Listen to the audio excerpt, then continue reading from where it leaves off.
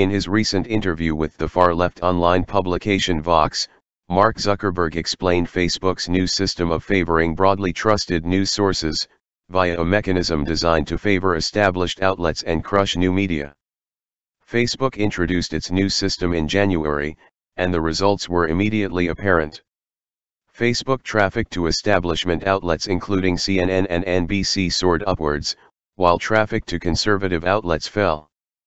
Facebook engagement, likes, shares, and comments, also fell across multiple new media outlets, including those on the right and the left.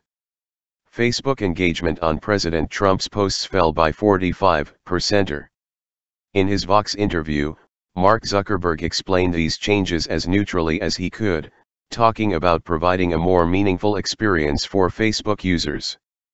But despite tamely couching his words, the truth slipped out. Facebook is going to act like a publisher, with a view on what counts as quality news, and make judgments about the accuracy and reliability of news publications. Zuckerberg outlined 3 categories of fake news: spammers, state actors, and real media outlets who are saying what they think is true but have varying levels of accuracy or trustworthiness. Zuckerberg then explained Facebook's methodology for determining a trusted news source. As Breitbart News previously reported, the method is designed to favor establishment media. This year, we've rolled out a number of changes to newsfeed that try to boost in the ranking broadly trusted news sources, said Zuckerberg. We've surveyed people across the whole community and asked them whether they trust different news sources. Take the Wall Street Journal or New York Times.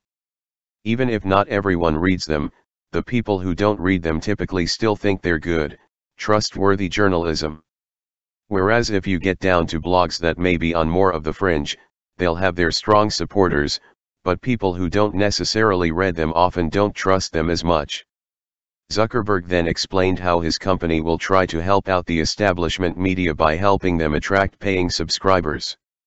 So I do think a big responsibility that we have is to help support high-quality journalism.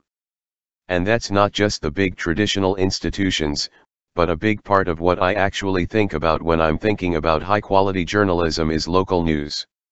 And I think that there are almost 2 different strategies in terms of how you address that. For the larger institutions, and maybe even some of the smaller ones as well, subscriptions are really a key point on this. I think a lot of these business models are moving toward a higher percentage of subscriptions, where the people who are getting the most value from you are contributing a disproportionate amount to the revenue.